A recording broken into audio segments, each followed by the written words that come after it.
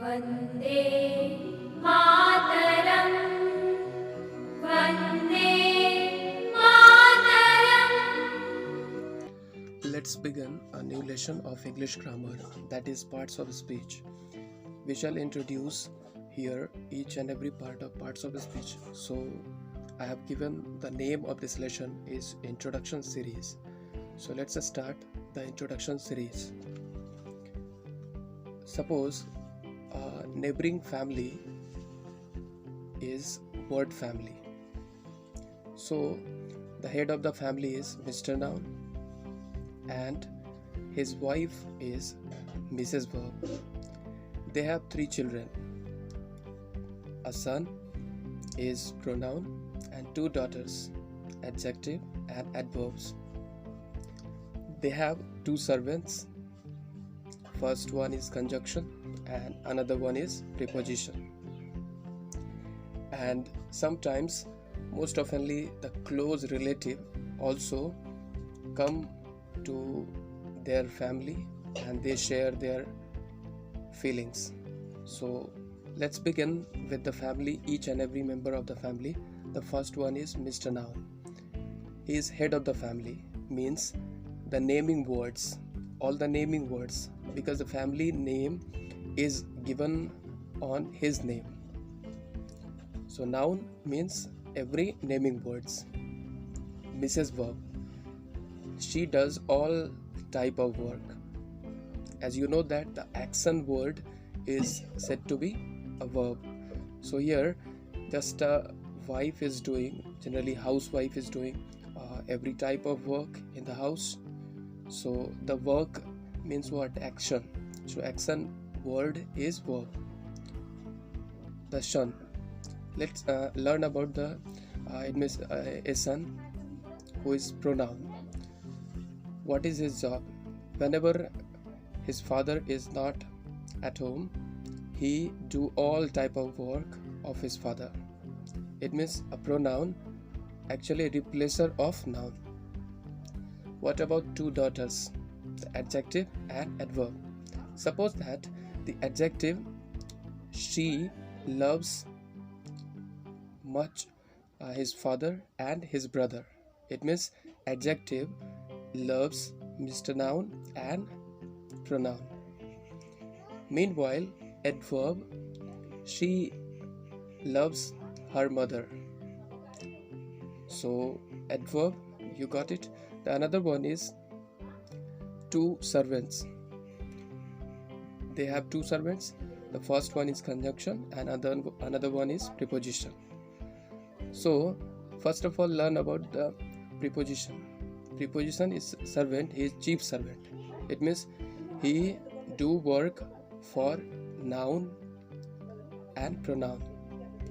But conjunction to join each and every type of work in the family. This servant work for everyone. So actually she coordinates, she joined each and every type of work in the family. Meanwhile, a relative is very close. He oftenly come in the house and they it means they meet to the family members. They share their joy and sorrow. So they are interjection. Interjections are close relatives who are really very closer. They share their it means feelings such as happy or joyfulness and sorrow or grief. So इसको थोड़ा सा हिंदी में हम लोग understand कर लें कि word family जो है इसमें मिस्टर नाउन और मिसेस वर्ब है. मिस्टर नाउन पूरे घर का मुखिया है, ये हेड ऑफ द फैमिली है. इनके नाम से पूरे परिवार का नाम जाना जाता है. और मिसेस वर्ब जो है वो घर का सारा काम इनके हाथों में है. यानी कि मिसेस वर्ब जैसे कि मदर जो होती है वो घर को पूरे मैनेज करके रखती हैं. तो सारे काम करने का मतलब घर के सारे काम करने का वर्क क्या होता है? मिसेस वर्ब का है. जबकि इनके 3 बच्चे हैं, एक है सन और 2 है बेटी है, यानी कि 2 डॉटर हैं. तो सन जो है वो रिप्लेसर ऑफ हिज फादर है. मतलब ये कि प्रोनाउन जो है वो नाउन के प्लेस पर यूज़ किया जाता है. जबकि एडजेक्टिव और एडवर्ब में एक छोटा सा डिफरेंस देखें तो एडजेक्टिव जो है ये बहुत ज़्यादा लव करती है अपने फादर को और अपने ब्रदर को, जबकि एडवर्ब जो है वो अपनी मम्मा से उसका बहुत ज़्यादा अफेक्शन है। जबकि अगर बात करें 2 सर्वेंट हैं इनके फैमिली में, एक है चीफ सर्वेंट जो केवल वर्क करते हैं हेड ऑफ द फैमिली के लिए यानी नाउन के लिए, जबकि एक दूसरे सर्वेंट हैं जो पूरे घर के सारे जो मेंबर हैं उनको जोड़ करके मतलब सबके लिए वो वर्क करते हैं, सबको ज्वाइन करने का वो काम कर रहे हैं। जबकि एक घर में एक क्लोज रिलेटिव वो भी बार बार आते हैं, ठीक है। वो अब देखिए रिलेटिव कब आते हैं, जब जैसे बर्थडे हुआ यानी कभी जॉयफुल मोमेंट हुआ या कभी कुछ बुरा हुआ तो भी वो आते हैं। तो पार्ट्स ऑफ स्पीच को हम स्टडी करते हैं। Words are divided into different kinds और classes called parts of speech. अब इंग्लिश में जितने सारे वर्ड्स हैं उन सब को क्लासिफाई किया गया और ताकि उनकी एक एक करके स्टडी की जा सके। तो किसके आधार पर इनको क्लासिफाई किया गया? According to their use. अब कैसे उनका यूज़ किया जाता है इसके आधार पर, that is according to the work they do in a sentence. मतलब यूज़ का मतलब क्या है कि सेंटेंस में उनका यूज़ किस प्रकार हो रहा है, क्या काम के लिए वो सेंटेंस में यूज़ होता है, इसके आधार पर उन्हें क्लासिफाई किया गया। तो ये कुल 8 पार्ट्स ऑफ स्पीच है। Noun, pronoun, adjective, verb, adverb, preposition, conjunction and interjection. तो नाउन क्या है? A noun is a word used as the name of a person, place or thing। तो नाउन वैसे वर्ड्स को बोलते हैं जो किसी पर्सन का या किसी प्लेस का या कोई चीज़ का नाम जो होता है उसे बोलते हैं। तो कह सकते हैं कि जितने नेमिंग वर्ड्स हैं वो सभी नाउन हैं। The word thing include. अब देखिए यहाँ पे थिंग वर्ड का मतलब ब्रॉडर एक मीनिंग लिया गया। All objects that we can see, hear, taste, touch और स्मेल। वो सब चीज़ें जिन्हें हम लोग देख सकते हैं, सुन सकते हैं या उनका स्वाद यानी टेस्ट ले सकते हैं और उन्हें फील कर सकते हैं, फिजिकली टच कर सकते हैं, या जिन्हें हम लोग स्मेल यानी सूंघ भी सकते हैं। वो सब चीज़ें थिंग्स के अंदर है। साथ ही साथ something that we can think of. वो सब चीज़ें भी जिन्हें हम लोग सोच सकते हैं but can not perceive by the senses. लेकिन उनकी पहचान हम अपने सेंसेस यानी 5 सेंस जो ऑर्गन है उनके मदद से हम लोग उनको फील नहीं कर सकते, यानी कोई हमारे फीलिंग्स हो सकते हैं। कुछ एग्जांपल लेते हैं। Mister Modi is a great PM. आप देख रहे हैं कि डोनाल्ड ट्रंप ऐसा बोल रहे हैं। तो इसमें नाउन वर्ड क्या है? तो मिस्टर मोदी है और पीएम है। Patna is on the banks of the river Ganga. यहाँ पर नाउन वर्ड जो है वो पटना और गंगा रिवर है। The rose smells sweet. यहाँ पर नाउन वर्ड जो है वो रोज है। The sun shines bright. यहाँ नाउन वर्ड सन है। Pronoun. A pronoun is a word used instead of a noun. Pronoun वैसे वर्ड्स होते हैं जो नाउन के बदले यूज होते हैं। अब ऐसा इसलिए भी क्योंकि अगर बार बार नाउन वर्ड यूज किया जाए तो ठीक नहीं लगेगा। जैसे कि Aman is absent because he is ill. और सपोज कीजिए ही की जगह पे अगर हम लोग कोई दूसरा वर्ड लेते यानी कि अमन को फिर से लिख लेते तो Aman is absent because Aman is ill, तो नहीं ठीक लग रहा है बोलने में भी। तो इसलिए नाउन वर्ड अमन के जगह पर ही यूज़ किया गया। ही जो है वो masculine 3rd person singular number के लिए यूज़ किया जाता है। The books are where you left them. इस सेंटेंस में अगर बुक्स बार बार लिखा जाए तो सेंटेंस नहीं ठीक लगेगा, यानी कि देम के प्लेस पर बुक्स रिपीट करने के बाद ये सेंटेंस इनकरेक्ट माना जाएगा। यानी the books are where you left them. Them जो है वो द बुक्स की जगह पर प्रोनाउन का यूज़ किया गया है। Adjective. An adjective is a word used to add something to the meaning of noun or pronoun. Adjective वैसे word होते हैं जो noun या pronoun की विशेषता बतलाते हैं। He is a brave boy। यहाँ पर brave जो है boy की विशेषता बतला रहा है कि brave means बहादुर, वो लड़का।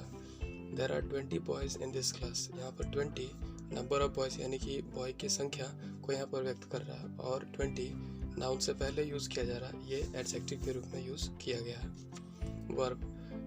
A verb is a word used to express an action or a state। अगर बात करें वर्ब जो ऐसे वर्ड होते हैं जो एक्शन रिप्रेजेंटिंग वर्ड को रिप्रेजेंट किया जाता है इसके मदद से, यानी कोई काम जो करते हैं उसको रिप्रेजेंट करने के लिए वर्ब का यूज़ करते हैं। The girl wrote letter to her cousin. यहाँ पर रोट जो है ये लिखने की बात हुई, तो ये रोट जो है वर्ब है और लेटर राइटिंग का वर्क जो है वो रोट वर्ड से डिनोट किया जाता है, यानी कि रोट जो है वो वर्ब है। Kolkata is a big city, यहाँ पर टू बी फॉर्म इज़ जो है सो यूज़ किया गया है। टू बी की अगर बात करें तो इसका present form am is are होता है और पास्ट फॉर्म वाज और वेयर होता है। तो इज़ जो है ये to be form of verb है। Iron and copper are useful metals, तो आर जो है यहाँ पर वर्ब का यूज़ किया गया है। Adverb, an adverb is a word use to add something to the meaning of verb, an adjective और अनदर वर्ड, यानी एडवर्ब जो होते हैं वो एडजेक्टिव की, दूसरे एडवर्ब की और वर्ब के मीनिंग को ऐड करते हैं, उसके मीनिंग को और ज़्यादा एक्सप्रेस करते हैं। वैसे लिटरली वर्ड देखा जाए तो ऐड प्लस वर्ब यानी वर्ब के मीनिंग को ऐड करने के लिए मोस्टली जाना जाता है, लेकिन दूसरे वर्ड को भी ये एक्सप्रेस कर सकते हैं। He worked the sum quickly, वो जल्दी जो है मैथ के क्वेश्चंस को बना सकता है। अब जनरली एडवर्ब फाइंड करना बहुत इजी होता है कि जब ly लगा रहे तो एडवर्ब्स वो होता है। अब हमेशा जो है सारे एडवर्ब्स ऐसे नहीं होते हैं, तो फर्स्ट में आपने देखा क्विकली जो है ये काम करने के लिए यानी वर्क के लिए यूज़ किया गया, तो क्विकली एडवर्ब है। The flower is very beautiful, यहाँ पर वेरी एडजेक्टिव ब्यूटीफुल के लिए यूज़ किया गया है। She pronounced the word quite correctly, यहाँ पर क्वाइट जो है ठीक तरीके से, तो प्रोनाउंस जो है उसके लिए क्वाइट वर्ड यूज़ किया गया है जो कि एडवर्ब है। Preposition, a preposition is a word to show relation between noun और प्रोनाउन टू समथिंग एल्स। अब एक सेंटेंस में एक नाउन या प्रोनाउन के को रिलेट करने के लिए दूसरे वर्ड से प्रीपोजिशन का यूज़ किया जाता है। There is a cow in the garden, अब यहाँ गार्डन जो है उसमें एक काउ है, तो ये बात बताने के लिए इनका यूज़ किया गया है, यानी प्रीपोजिशन का यूज़ किया गया। The girl is fond of music, अब जो है सो गर्ल को म्यूज़िक बहुत पसंद है, यानी ऑफ जो है यहाँ पर म्यूज़िक ये बात करें तो फॉन्ड जो है वो और म्यूज़िक के बीच रिलेट कर रहा है। Affair little girl set under a tree, यहाँ पे अंडर जो है ये प्रीपोजिशन है जो गर्ल और ट्री के बीच एक तरह से रिलेशन कर रहा है कि ट्री के नीचे गर्ल बैठी हुई है। कंजक्शन जो वर्ड होते हैं, a conjunction is a word use to join words और सेंटेंस। अब ये दो फ्रेज को, दो सेंटेंस को या दो वर्ड को जोड़ने के लिए इसका यूज़ किया जाता है। जैसे कि Ram and Hari are cousins, यहाँ पर राम और हरी दो नाउन वर्ड हैं जिनको ऐड करने के लिए यहाँ पर कंजंक्शन एंड का यूज़ किया गया है। Two and two make four, अब टू और टू इन दोनों को जोड़ने का काम एंड कर रहा है। I ran fast but miss the train, अब यहाँ पर दो छोटे सेंटेंस हैं, आई रैन फास्ट और दूसरा आई मिस द ट्रेन। इन दोनों को ऐड करने के बाद आई जो है ओमिट कर दिया गया और बट जो है सो इससे जोड़ करके दोनों सेंटेंस को ऐड करके एक सेंटेंस पूरा बन चुका है। सो बट यहाँ पर कंजंक्शन है। Interjection, an interjection is a word which expresses some sudden feeling. अब सडन फीलिंग को दोनों तरह का हो सकता है, या तो बहुत हैप्पीनेस और जॉयफुल बातें हो सकती है, या बहुत ज़्यादा सॉरोफुल या ग्रीफ जैसी चीज़ें हो सकती है। जैसे कि hurrah we have won the game, तो यहाँ पर मैच जीतने के बाद सेलिब्रेशन करने वक्त ऐसे वर्ड यूज़ किए जा रहे हैं। ऐसे ही अलाश शी इज़ डेड, तो बहुत दुखद जब घटना है तो अलाश जो है सो इसका यूज़ किया गया। लेट्स डू प्रैक्टिस में अगर हम बात करें, we work hard, I have some work today, यहाँ पर दोनों जो वर्ड है वर्क इन दो अलग अलग पार्ट्स ऑफ स्पीच से है। जैसे कि वर्क जो है यहाँ पर फर्स्ट सेंटेंस में वी वर्क हार्ड में वर्क वर्ब है, जबकि I have some work today. अब देखिए यहाँ पे वर्क से पहले सम यानी डिटरमाइनर का यूज़ किया गया है, इसका मतलब है कि वर्क यहाँ पर नाउन है। आई लव सीता, यहाँ पर लव जो है वो वर्ब है, सीता इज़ योर लव, यहाँ पर लव जो है यहाँ पर नाउन है। He is a fast runner, अगर फास्ट की बात करें तो यहाँ पर एडजेक्टिव की तरह यूज़ किया गया क्योंकि रनर से पहले यूज़ किया गया है। ही रन्स फास्ट, जबकि यहाँ पर फास्ट जो है वो रन्स यानी वर्ब को मॉडिफाई कर रहा है, इसका मतलब फास्ट एडवर्ब है। मोहन इज़ वेल, अगर बात करें यहाँ पर तो वेल जो है यहाँ पर एडजेक्टिव है, जबकि हरी सिंग्स वेल, यहाँ पर गाने के लिए यानी सिंग्स के लिए वेल का यूज़ किया गया है, इसका मतलब वेल एडवर्ब है। He is in the room, इस सेंटेंस में इन जो है ये प्रीपोजिशन है क्योंकि ही प्रोनाउन और रूम के को रिलेट कर रहा है। तो अगर अगले सेंटेंस की बात करें तो ही डज नॉट कम इन, यहाँ इन एडवर्ब है क्योंकि यहाँ कम के लिए यूज़ किया गया है, तो वर्ड जो वर्ब के लिए यूज़ किया जाता है वो एडवर्ब होता है, इसलिए इन एडवर्ब है।